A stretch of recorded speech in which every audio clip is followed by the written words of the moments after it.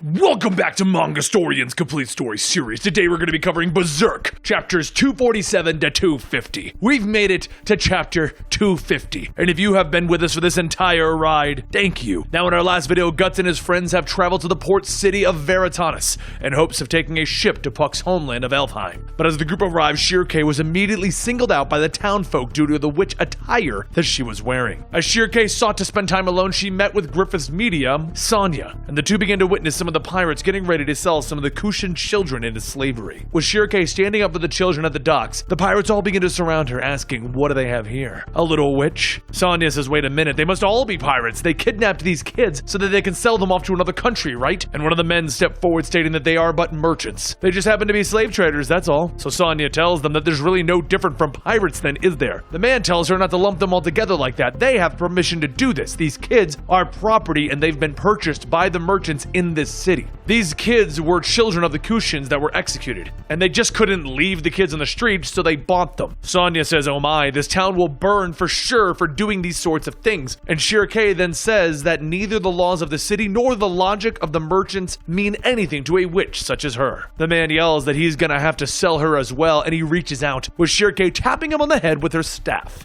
The man stops moving and tells everyone that he can't move his body. Sonya jumps on Shirkei, yelling, that is so cool! That's magic, right? Was that magic? Just then a rock is thrown, hitting the man in the head, causing him to fall, and Ishidoro appears, saying that this is how things turned out. Sonya pokes Shirkei, asking if he is one of them, and Ivalaria tells her, no, he's just a monkey. Ishidoro shouts to the men that they need to stop committing crimes and leave that mushroom-headed girl alone. She's his friend. And what are they doing with a bunch of kids anyway? Having a picnic? If you were real pirates, you'd start picking up good-looking women. Some of the pirates laugh, and the first one pulls out his sword, yelling that kids shouldn't be messing with adults. Ishidoro leans back, drawing his sword, and with one quick roll, he passes between the man's legs and he slices into one. Ishidoro then looks up at what he did and he says that he did it. He actually cut a human for once. All the rest of the pirates begin to pull out their swords, and just as Shirkei begins to chant her spell, Ishidoro telepathically shouts for her not to do it. Shirkei asks why she shouldn't, and Sonya tells her because he's trying to hide your true powers. Isn't that just cute of him? Sonya then yells, cheering for Ishidoro to take those men out, but Shirkei asks herself, did Sonya just hear their conversation? While Ishidoro continues poking and cutting away at the slave traders, Shirkei sends Guts a message of their location, hoping that he can come rescue them. With Ishidoro running out of energy, the pirates all begin to surround him, and then everyone hears the sounds of a running horse. Everyone looks back with Mule riding up and Ishidoro shouting, hey, you followed me!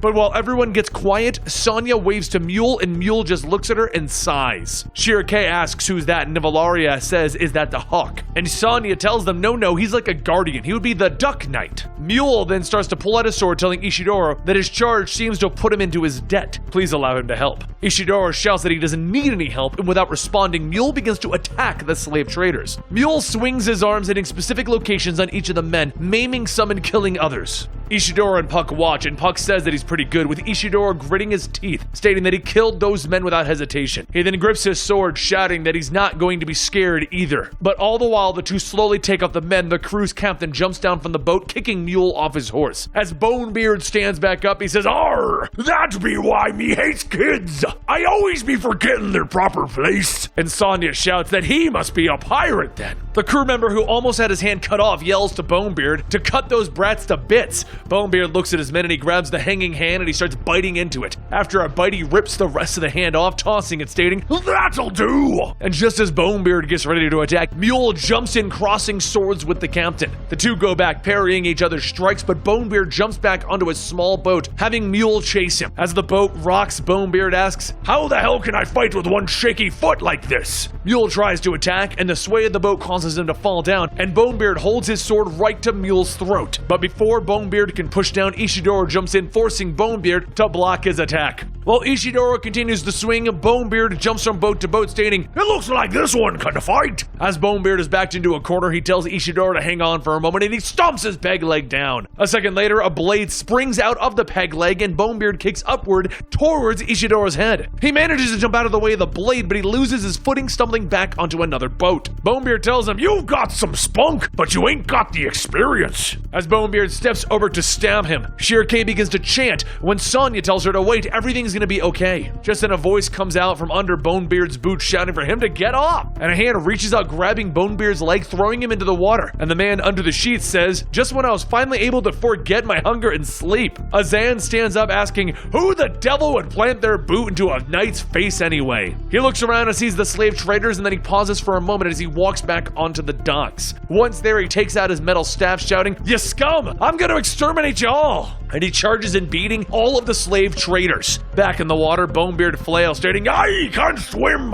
And Ishidoro takes an oar, cracking it over Bonebeard's head. While Azan handles the traders, Mule gets back on his horse, telling the children to flee now. All the while, Gut sits in an alleyway watching. A short while later, outside of the city, Mule asks, how did they leave with so many Kushin children and not be questioned? And Sonya nudges Shirkei, stating, "That's gonna be our little secret." Mule then asks what about the witch that they were looking for, and Sonya says that she decided that they're going to bring the children back with them. As Mule starts to question her, Sonya yells, "As a medium, she orders it. You just can't abandon the children. It'll sully the fond memories that we've made today." Mule tells her, fine, and then a voice calls out to them and a sword is thrown. Mule catches the sword and Ishidoro tells him that he stole it from one of the pirates during the fight. Mule yells that he can't use a stolen sword, and Ishidoro yells, "Don't act so cool. You can't protect those kids unarmed. Besides, it was you who dropped your sword in the water." And while Ishidoro and Mule argue, Sonya tells Shirkei that if she'd like, she could come with them. Shirkei asks, "Go with you?" And Sonya says, "Yeah, there are many different people here. Nobles, commoners, wanderers, slaves, some not even human. Somewhere where no one judges or discriminates against their fellow peers. We'd be happy to welcome you." Shirkei begins to think of all the things that she witnessed, the things that she's been through. But before she can give an honest answer, Mule shouts to him that he shouldn't let his attention wander during the fight. It was the same as with the pirates. He was afraid to kill them even after they drew their swords. He was being proud. Combat isn't trivial. You just can't save your friends with simple acts. You have no right to call yourself a swordsman.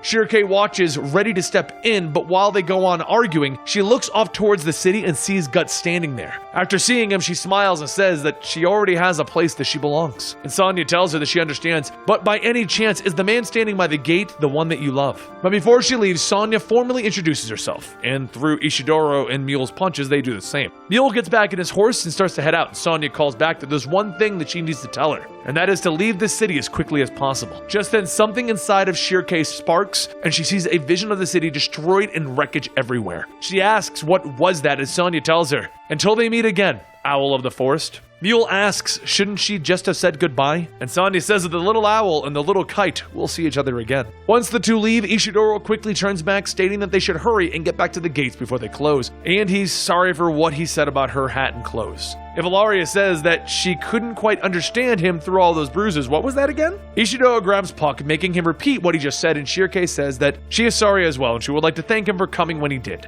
But as Shirkei looks back towards the town, she sees Guts has already begun making his way back to the group. And later that night in the inn, Ishidoro tells everyone about the fight, with Serpico telling him, "You know, it hurts to even just look at you right now." Ishidoro then says the crowd here looks a bit rowdy. Couldn't we found a better place to stay? And Guts says that it couldn't be helped. The city is full of soldiers, and they were lucky enough to get this. Regardless where they go, all inns are alike. They have drunkards and fights and prostitutes. But as soon as he says that, a drunk comes by asking Casca if she would like to have a drink with him. Before Serpico can tell him to get away, Guts kicks across the table, knocking the man out, and Serpico asks if he could please not put his feet on the table. A few moments later, Farnese comes down telling everyone that Shirkei is ready, and Shirkei says that she's not sure about this, but after a few more tugs, she steps out in a commoner dress. Farnese says that the owner of the inn was nice enough to give her some old dresses they had lying around. She looks at her clothes, stating that it's a little tight and hard to move in, and it's unsettling not having her staff as well. Farnese pushes her forward, stating that it's just while they're in the city, and everyone comments how well the dress looks on her. Ishidoro takes a drink from his mug, stating that she's disguised herself pretty good.